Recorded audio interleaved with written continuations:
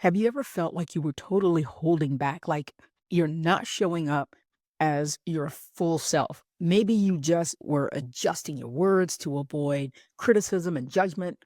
Maybe you were laughing at things that you don't really find funny, or even staying quiet when you really, in retrospect, wanted to actually speak up. You see, the thing is, at first, this seems harmless, but then one day you wake up and you realize you are existing and walking through the world like some watered down version of yourself, nodding along with conversations that you don't even care about, wearing clothes you don't even like because society says you should wear these things, and actually just being someone that you don't recognize anymore. But deep down inside, we all know there's more to us, a version that's real, a version that's unfiltered, a version that's completely you.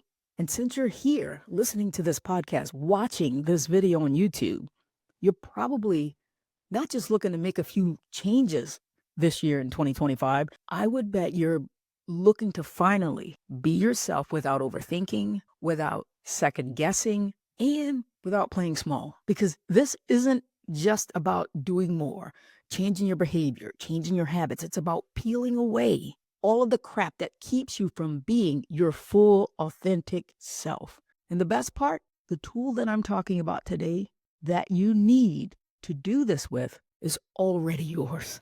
It doesn't cost a dime, and you've had it your entire life. Welcome to Be You, the podcast that helps you break free from expectations, embrace your true self, and live confidently as the real you. What's up, my peeps? Happy Podcast Thursday. Today I'm talking about, we're always talking about reinvention in reverse. We're peeling that onion.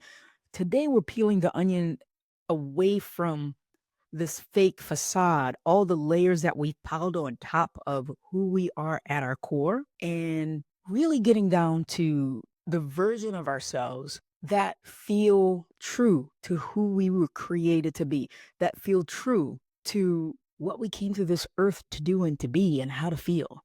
We all know that being yourself isn't easy for some people. And if it was easy for everybody, we would all be out here living our best, unfiltered, unapologetic lives without being censored, without judgment, and actually doing the thing that makes us happy, the thing that brings us joy, without any hesitation, without people pleasing, and again, no second guessing. But that's not what happens, is it? Instead, we filter ourselves. We play small. We shrink. We edit ourselves to be more likable and to fit in. Because God forbid we make someone uncomfortable. But so, my peeps, have you ever been in a conversation where somebody says like some dumb shit and you actually feel your soul leave your body because they said the thing and you really want to say something in response?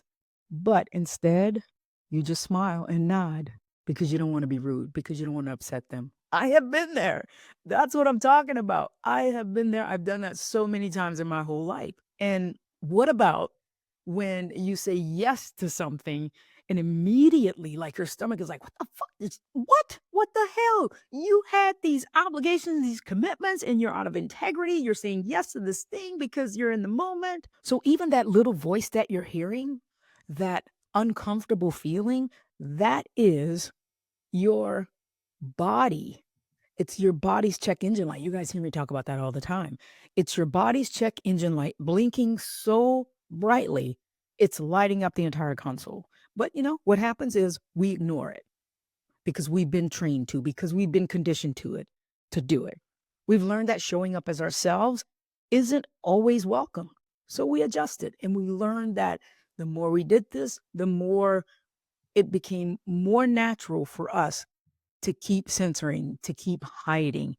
And then we've gotten so good at being that person who is censored and and hiding that we don't even question it anymore. That is our norm. That's the person that we walk through the world being this generic version of. But guess what? Even when we're saying yes to things that we don't want to do, hiding and censoring, your body knows that you're faking it. My body knows that I'm faking it. My body knows when I'm forcing it. And our bodies have been communicating with us our entire lives. because I know that I have the tendency to go back to, well, what am I thinking? What am I focused on? What is the awareness that's not in my thoughts? But what I want you to focus on is your body. What is your body communicating to you? Because before your brain even catches up, like those thoughts, your body already knows when you're holding back. Your body already knows when you're forcing something that isn't really you. It already knows when you're someplace where you know you didn't want to go and it just doesn't feel right. Your body knows when you're not feeling free to be you. So when you think about it, what this looks like, the tightness in your chest, when you want to say something but you hold back, that pit in your stomach when you say yes to something again that you don't want to do. So these are symptoms. That big exhale of relief when you're finally around people where you don't have to censor yourself, where you feel free to be yourself. Those indications, those symptoms, that's your body telling you something is up. We feel those sensations. We notice that something is different. But the problem is, again, we've been conditioned and trained to ignore it. So for most of my life, I walk through the world with a default sentence, a soundtrack playing. And when I think about it, I think about this thought that was always present in my life. I think about it as a, like when you're watching like sports channel, ESPN, or maybe when you're watching the news and the little ticker is running at the bottom of the screen. That's what I think about this thought. Because one of the things that prevented me from showing up as my authentic self was that damn sentence that who I am at my core is not acceptable. And I carried that and I lived it and I believed it and I showed up in a way as if that was truth because I believed that anytime I walked into a situation like a place where I didn't belong, where I didn't feel accepted, I knew I shouldn't have been there. My body's telling me because what happens is my shoulders get tight, my stomach I get a knot in the pit of my stomach. I know that in those situations that I have stayed in places where I'm like, okay, but I'm doing it for them. Okay, but I'm supposed to stay and do it and pretend I like this thing. But what I've learned over the last several years is that who I am at my core is someone who honors how she feels. Who I am at my core is someone who loves to talk about deep shit with friends. Who I am at my core is someone that values my life that I've created with Shelly. Who I am at my core is someone that is no longer okay with censoring herself for others. Who I am is someone who no longer gives herself to friendships, to people whose actions go against my very being and what I stand for in this world. So, who are you at your core? So, how do we actually use this tool? First, we just have to pay attention. Pay attention when something shifts you out of homeostasis. But first, you have to know what homeostasis feels like. You have to know that you don't wake up and roll out of the bed stressed out. You have to know that you don't have all these things on your mind. You have to feel that ease and that freeness in your body so that whatever your definition of homeostasis is, get to know what that feels like so that you know when you fall out. So you want to pay attention to when you shift out of homeostasis. And then what happens is pay attention to where in your body that you feel tight versus feeling relaxed and open because your body reacts before your brain does. What shows up in the mind in a thought has already shown up in your body. Start noticing when you feel tight. Start noticing when you feel restricted. Start noticing when you feel heavy. Start noticing when there's tension. And so one of the things I was talking about this on actually we were talking about this on a group coaching call recently, and this was an indication of how many times in our lives are we stressed about something and we don't even really realize that we are. And there's a part of your body that tells you down below, like you're squeezing it, you're squeezing it tight and you're relaxing it. And I want you to pay attention to some of those moments when you're like in the situation and your butt tightens. And then pay attention to what relaxes it. That's a big indication as well. One of those times you can actually, like Shelly does this shit to me all the time. She goes, "Oh, I see you squinching your butt." And then I go, "Oh, I am." And sometimes I don't even know I'm doing it, but it's my body communicating something in that moment. And that was something that I wasn't aware of 100% of the time because I have done those things all my life. And so I'm always learning, I'm always evolving. That is yet another layer of my evolvement. My evolution shit, not my evolvement, my evolution. So I want you to think about when you feel tension, I want you to think about it like you're forcing something. You're doing something that doesn't come natural, that doesn't feel like you are fully expressed, and that you are in your authentic core. And when you feel relaxed and at ease, think of that as feeling like you are actually in alignment. So the way I equate this to the way I look at this is it's like for females wearing a bra like that's too tight, it's got wires underneath, and then the second you take it off, it's like, "Oh my god, I'm so free," right?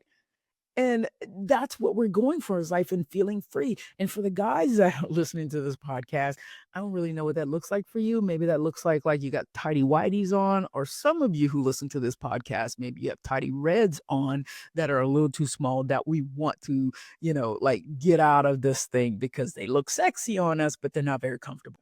I digress.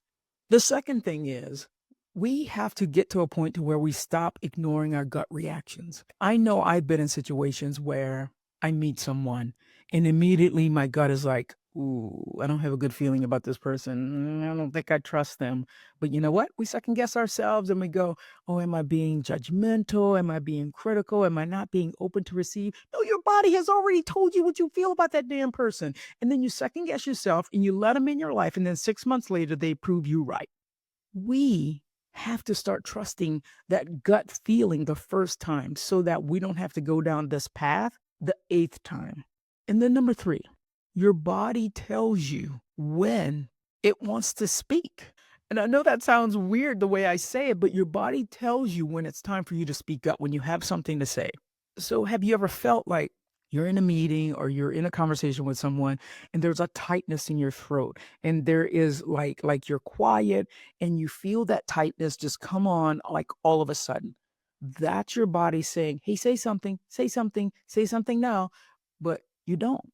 And that's your body saying, "I have something to say." And when you hold it down and when you keep it down, that's you not being your authentic self. It's one of the ways that you are not being true to who you are and the person who wants to show up authentically. So the next time something like that happens where you feel it in your throat, challenge yourself. Even if it's just a little bit, we want to practice speaking up when our throats give us the signal. Because the more you ignore it, the more I ignore it, my body is like, okay, so we're just going to stop listening again, right? We're just going to keep doing the same bullshit. Why am I even talking to you? Why am I even communicating if you're just not going to listen? Because at the end of the day, becoming more authentic and becoming more of the you that you really want to be isn't again about adding new behaviors. It's not about adding new habits or it's about removing everything that isn't really you. So what I want you to do is start paying close attention. Start paying attention, know yourself so well to where it doesn't take long for you to know, "Oh, that's a check engine light. Oh, that's not my authentic self." Start paying close attention to how you feel, the physical sensations in your body, and the way your body reacts to things, because your body has been guiding you this whole time, your entire life. We just have to listen. So today I want you to actually try something. It doesn't necessarily have to come around like when something happens. I just want you to tune into your body, pay attention to what happens. Like lay in your bed, lay on the floor, sit in the chair, whatever. Pay attention to what's happening, how you're feeling in that moment. And then think about some shit that happened yesterday, or think about some shit that pissed you off, and notice what happens then. And then think about that last time you were in your happy place, like you were at the beach or you were making love or whatever that thing is. Observe how your body feels. When you tune in, taking that deep breath and allowing that mind body connection and actually feel what's going on, feel the sensations and what changes from the things that you're thinking, the way that you're feeling. Just begin to pay attention to how your body's communicating with you, because that is your most precious tool that helps you to navigate this world better than anything else. So ask yourself right now, what is your body telling you in this moment? Because again, that's your guide. That's the ultimate tool. So, my peeps, if this hit home for you, I want you to let me know. Shoot me a message on IG, leave a comment on YouTube, send me an email, whatever, on the interwebs, whatever. Share this episode with someone else you think could find value in it. And then let me know if there's something that you want me to go deeper on. I am so passionate about this because the most authentic version of you, the most authentic version of me, we've been here all along. That version of you has been there all along. And showing up authentically as the real you gives other people permission to show up fully as themselves. So let's pay attention to what's happening. Let's pay attention to what our body is communicating with us in every moment when things are happening. And when you begin showing up as your authentic self, the person who has peeled back all these layers of conditioning and the shoulds and I must do that and because someone said it and because I'm in comparison, when you begin to show up as the real you, if anybody has a problem with that person showing up, well, that's a different conversation. That's not the conversation we're having today. The conversation we're having today is one step at a time, getting getting you to show up as your authentic self. All right, my peeps, that's what I have for you this week, and we'll talk next week.